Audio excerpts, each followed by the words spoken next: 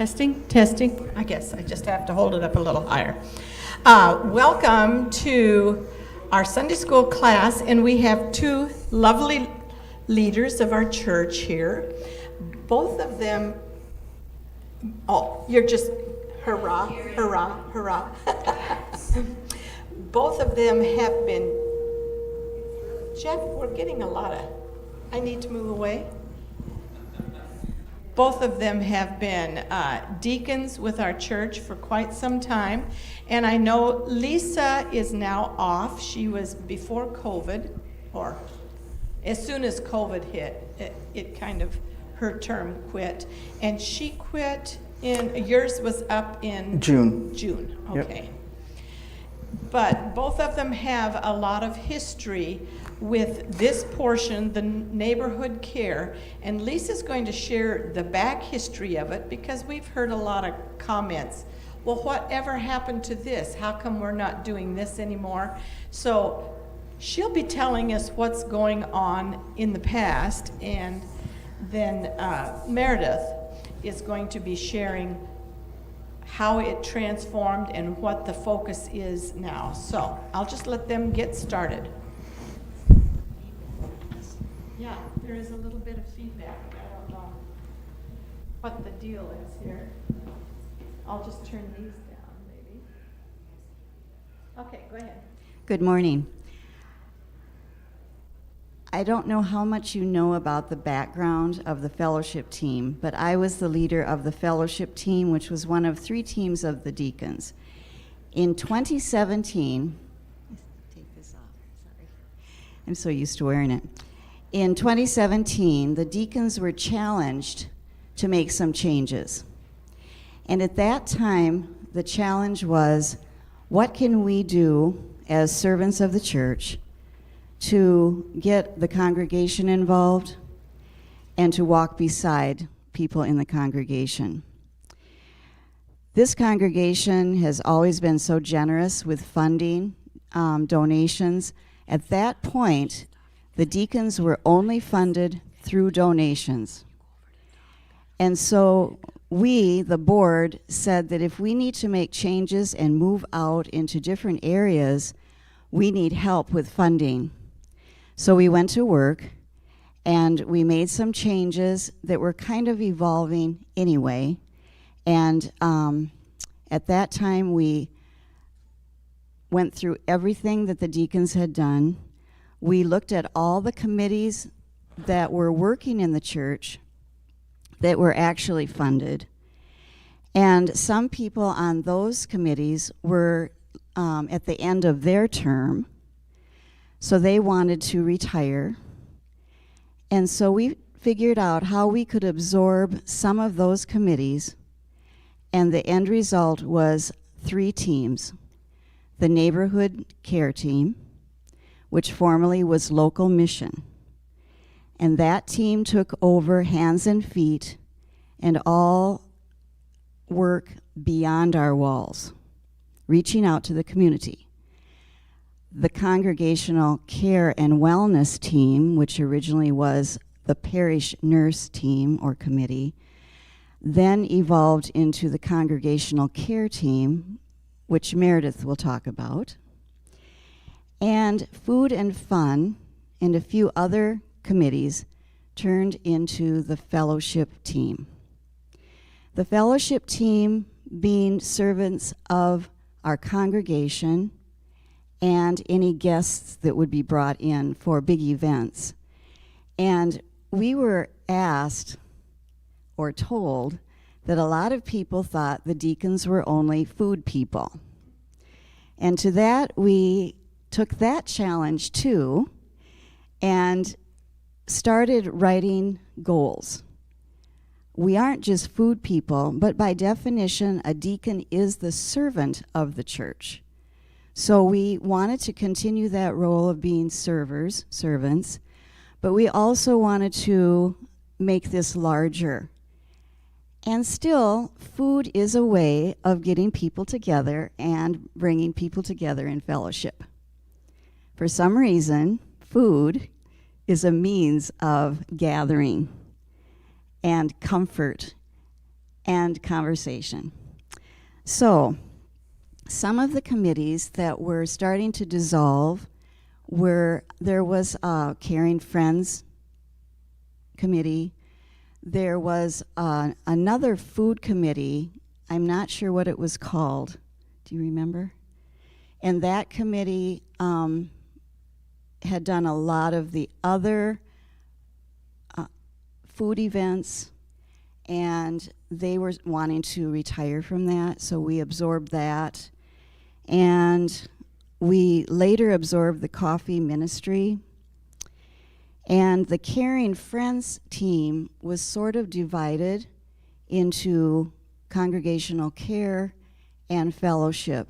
And by that I mean we had been serving the seniors through the congregational care and wellness.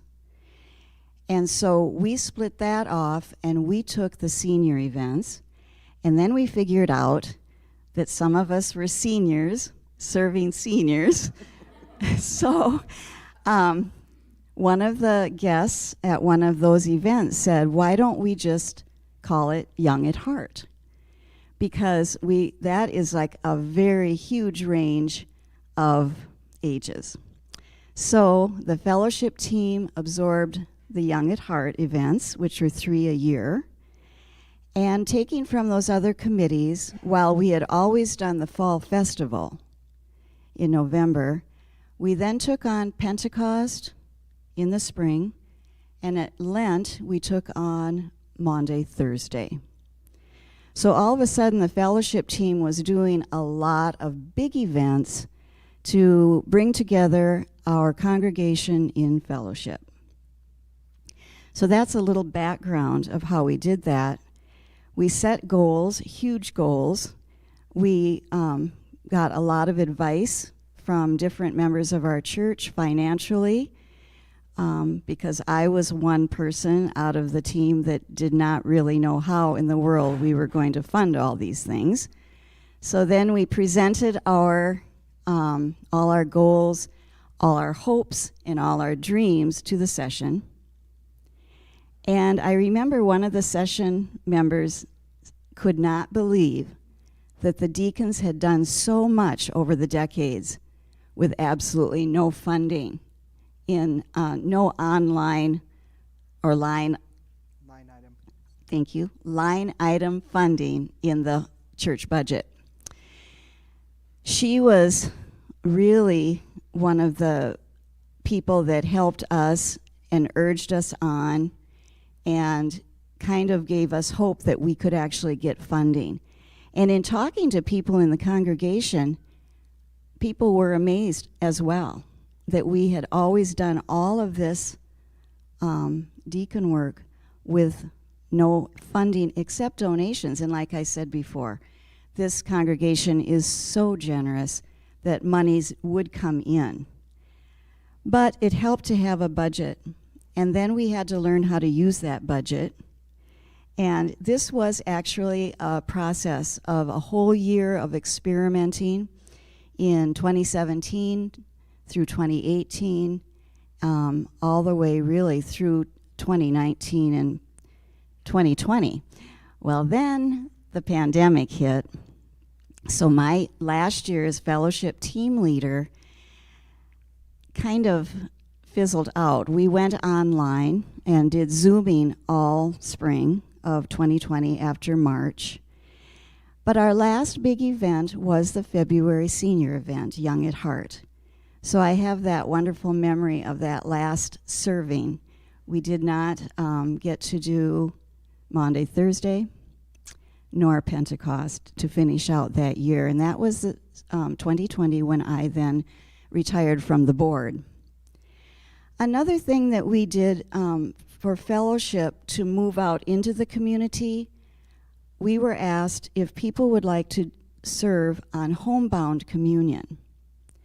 So deacons from all 3 teams volunteered for homebound communion. And so some of us on the fellowship team, as well as deacons that were not on the board anymore, came together with Reverend Pat Hammond and put together a new roster of homebound communion leaders, and many of the other people in the church were already on that list. But we were able to reach out to more people by having some of the deacons move into those positions. And then the pandemic hit. So sadly, my team has not served communion, homebound communion, since March of 2020.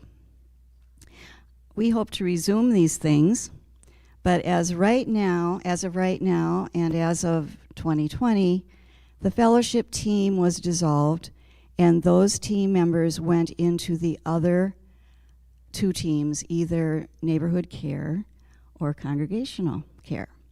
So the deacons are still hard at work, but they've had to do some adapting.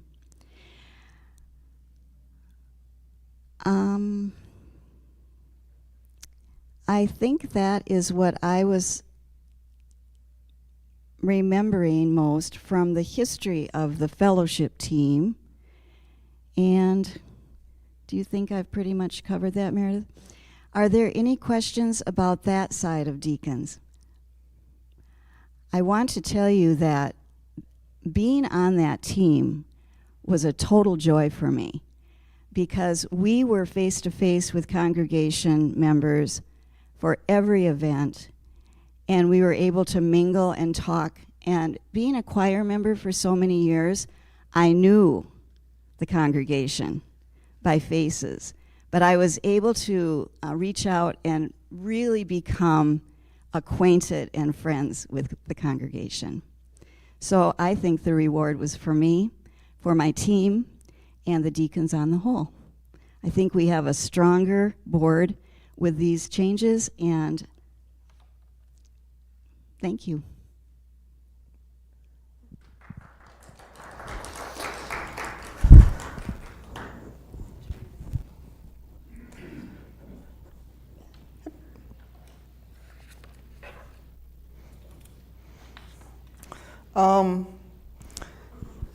I was in charge of the congregational care team my second term on the deacon, so that would have been from 2018 to 2021. Right as I was assuming the leadership role, Sue Ensley retired. Sue Ensley had been our congregational and care and wellness person for several years and such. Under her, they did programs such as the blood pressure checks and other things for senior citizens, as well as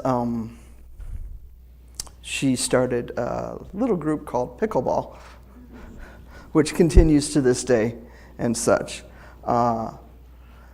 As she retired, the elders and other leaders in the church took a look at that position. It's funded by a donation, a memorial donation that was given back before Sue even started. And they wanted to look at how best it could be used and such. There was also some concern at the time as to how much the church could be liable for presenting health programs and such. And so that was how the decision was made to drop the wellness part of congregational care.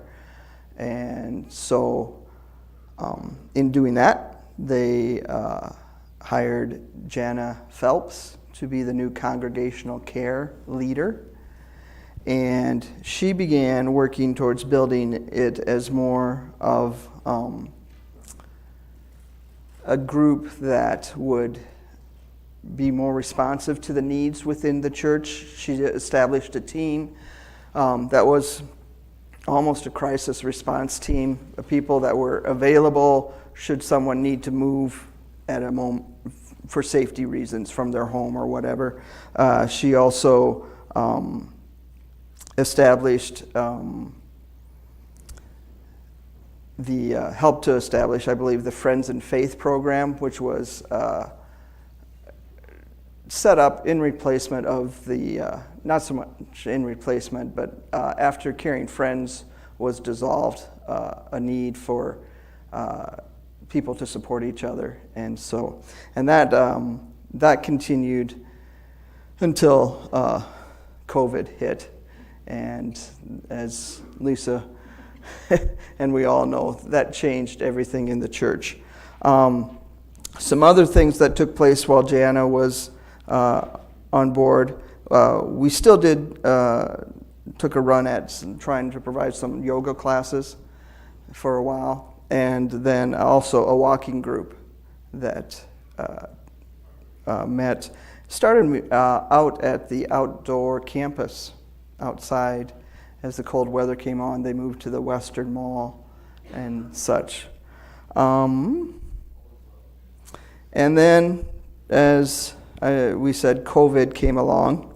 That changed how we delivered our congregational care.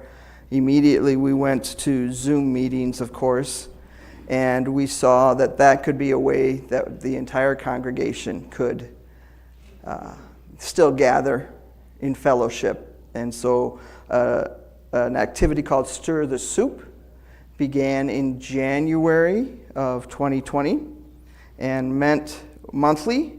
And we usually had about anywhere from 8 to 12 members that would gather, and we would over Zoom and have a good hour's discussion over various questions and topics and such.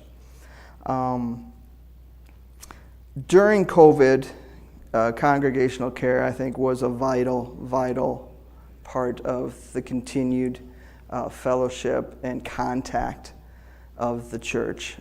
We focused on especially those that we knew were going to be homebound, our senior citizens, those in the nursing homes and such.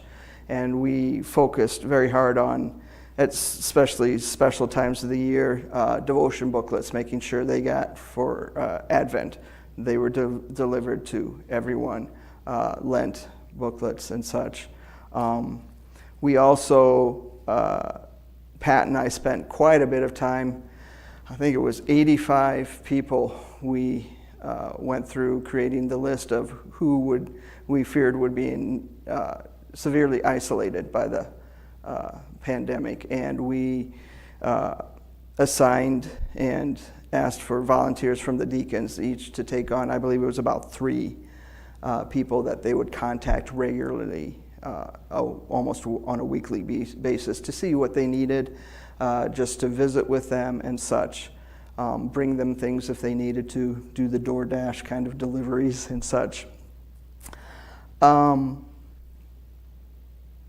We also established at one point, almost like the old party line telephone conference calls that some of the seniors could do, and they would spend an afternoon visiting with their friends in a group setting over the phone and such for them. Those relationships, I know I treasured of those that I had. I had Jean Cruz was one of the gals that I went and visited and made sure she had whatever she needed and such. And that got down, I think, for everyone that had people, it got down to the real honest ministering and fellowshipping. Jean and I would get together, especially during the summertime. I would go to her home. We'd sit on opposite ends of the picnic table to make sure we had the distance outside her home and just visit and such. And then I had the wonderful opportunity to teach her how to create a Zoom meeting, for which she was thrilled. She was then able to set up Zoom meetings with her sister that lived several hundred miles from here, and they could actually have face-to-face conversations that last summer and such. Congregational care team, what else did we do?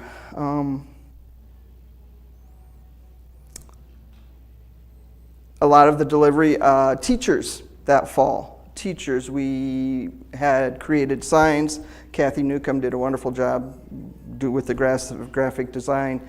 A yard sign that said FPC is praying for our teachers, and that went into we delivered those to the yards of all the teachers in our congregation.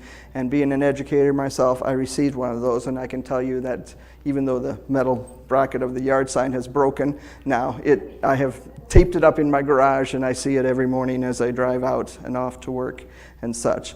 We also did a door decal of the same type of message for our medical workers, and delivered that to them so that they could have something to remind them that people were thinking and praying for them throughout this time. Since I've gone off of the board in June, Congregational Care has continued to help with things in the church. Care packages this fall of like gift cards and cards were sent to college students. Last spring, we sent 2 care packages to members of the 2 members we have in the service, military service, that are posted far from home. Let's see here. Continue to help with providing this past Christmas and such, the Advent booklets. We were going to fund a women's retreat that was going to take place in October of this fall. However, Omicron thought differently. And hopefully that will take place this spring, or maybe perhaps next fall. We provided funding for tablecloths, new tablecloths for future church events. Our last Stir the Soup was in November. They helped fund the recent FPC night out at Vinyl Taco, and are assisting with the Young and the Rest of Us event today and such. So that's kind of how the Congregational Care team has morphed over the years and what they have been doing as of late. Any questions about the Congregational Care? Our funding comes from the General Deacons Fund. None of that applies to Congregational Care because it is focused within the church and such. So.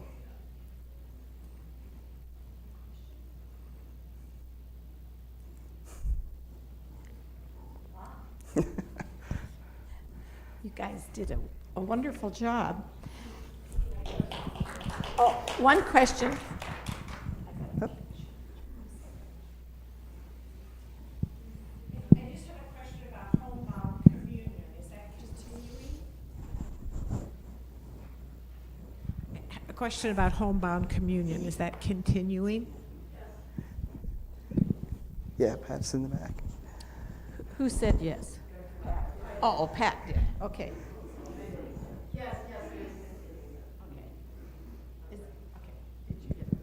Yes, we continue to do homebound communion. We have several members that are transitioning now into care facilities, so we're always looking for people. If you would like to serve communion, we always can use the help.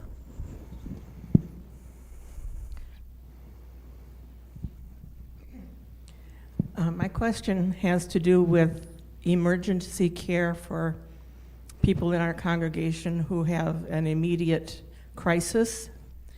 Do we have a funding or a protocol for, I just got kicked out of my apartment and help me, or I can't pay my electrical bill this month? And is there a slush fund? Is there a committee? Is there that kind of thing happening?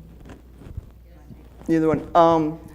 That's what a large portion of the General Deacons Fund is for, is those needs. And generally, how that works is either a deacon member may become aware of a need, a pastor may become aware of a need, and so it is brought to, now it would be either neighborhood care, if it's someone from outside of the church, that leader, or it is brought to the congregational care leader.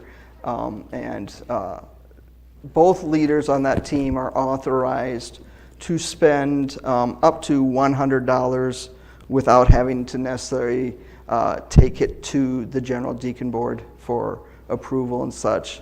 So if someone says, you know, I'm short on my electric bill this month, if it was a member in the congregation, I was able to say, yep, I okay, you know, let the business manager know I have okayed it and such. Otherwise, it would go to the general deacons meeting, or we got very good at email meetings and funding and approving and votes. Is there a second for that? And did it all over email. So that's still very much available, and deacons yearn to be able to serve that way. Right, correct. If the member or if the person in need was outside of church, I had a friend of mine whose family, the husband had been in a bad ATV accident and was going to be in need of providing meat for the winter. He was a big hunter, and that was usually how they provided the meat. And so I went to Kathy Newcomb, who was a neighborhood care leader at the time, and we were able to provide money and funding for a quarter of a cow for them to get them through that time. So, yep. You have a question, Skip? How is it then that monies end up in the funds to do that? You said, you know, it's not a part of what's on the board here. Understand that. So how does the money end up in the Deacons Fund? We now have a line item in the budget of General Deacons Fund, which is provided for, I believe it was around 28,000, 25,000? Yeah, around $20,000 to $25,000, which is separate, yes, from the Good Samaritan Fund. And we still, you know, there are still memorial donations that are specified for the deacons, and so that's added to it and such. Comes out of the offerings and such. Right, yep. What? Well, it's part of the tithing, yeah. Yeah. General fund, Yes, not the mission. right. Not mission, not neighborhood care, But general fund. General Comes out of fund. the general fund. yes. Any other thoughts that were spurred by the back and forth discussion here? Yes, Kathy, just a second. Let me bring you the microphone. So those of you that are here and online, these Sunday school sessions are to help inform you, and I hope that you would then share back with the deacons needs that you see, congregational care members that you may see need something, because we don't know if nobody shares with us. The funding is there to help, but we don't always know who to help. If you have a great idea for a congregational care or fellowship event or something to connect us with each other, please share that too. We have great idea people on deacons, but more ideas is more better. I'm sorry to make you cringe, Lisa. So please, again, deacons are your people, carrying out the needs of your congregation. So share. Thanks. Any other thoughts? Okay. One thing I forgot to mention, 5 years ago, when we were challenged to make these changes, the session was also at work making changes at that time. And that is how the new church vision changed a bit from being the visible face of Christ to the visible face of Christ in our church community and beyond our walls. And that is when we, one of the committee's perhaps membership, Judy, you might remember this, made T-shirts of Connect, Serve, and Grow. And I hope you can see through what Meredith and Kathy and I have talked about with these 3 teams. That was behind all the goals we set. We needed to connect with the congregation so that the deacons weren't just a unit out here and the congregation is here. We wanted it to blend it together. Serve, the deacons are servants of the church, as I mentioned, so that we wanted to serve together, walk beside each other, and grow, which we are always trying to do. Thank you. And I think with that, we'll probably wrap up their portion, and I want to thank them for all that they do. And it seems like the deacons do a lot of serving, and because they want to protect the people they serve, their identity and their needs, a lot of times I think the congregation at large does not realize all of the work and the good that happens. We just can't know all of it because we need to preserve their dignity. So thank you so much for helping us through this. Now, I do believe that the last 4 Sundays that we've been going through what our church is doing and how it filters down, which team does what things. I think those classes are still online. They're accessible. So if you missed any of them, I know like Lisa said she normally teaches downstairs, so she's had to miss all of these classes. Nathan sent me a little text and I got it on my watch that when we started up, at least 11 people were watching, and I know sometimes up to 20, 30, 40 will access these classes during the week. So you can go back if something piqued your interest or something that you would like to serve or a need you have. I think you can go back and pick up some information all the way from John Ulmer's financial information, and he did this lovely little chart for us that we've worked. We're going to finish up next week with Pat Hammond and her team of, she's got 3 people that are going to come and share, and she called it Boots on the Ground. So you're going to see how people in our congregation are serving and carrying this out in the street. Anya Hookman's going to be sharing Laundry with Love. Jana Phelps is going to talk about some things that she's doing out on the street, actually meeting people that are not part of our congregation. And Lori Walsh is going to be sharing what she has done personally in her workplace to carry this vision out. And we're going to be part of the conversation too. So please, please come back as we wrap up this portion of our classes. Thank you so much.